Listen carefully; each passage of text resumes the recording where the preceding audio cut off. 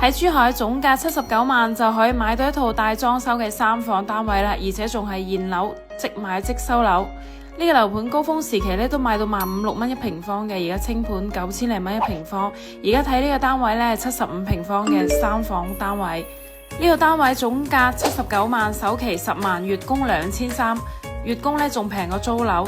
廚房咧係採用 L 型嘅設計，見到嘅全部都係家樂標準。餐客廳咧係有3米幾嘅闊度嘅，亦都係比較闊落嘅。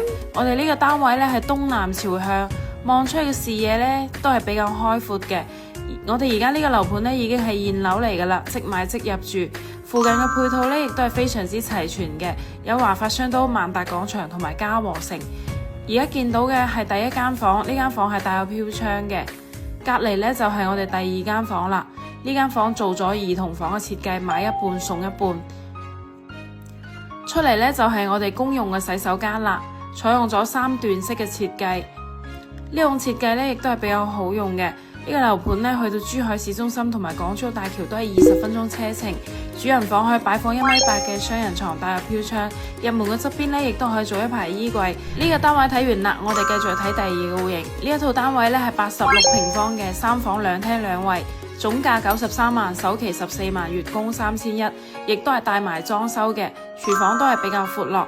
餐客廳咧係採用傳統嘅豎廳設計。我哋呢套單位咧亦都係東南朝向嘅。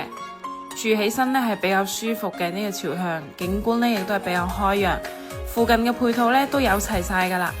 同樣呢個單位咧都係3間房，但係佢有2個洗手間。首先見到嘅咧就係公用嘅洗手間啦，而家見到嘅嘢咧全部都係家樂標準。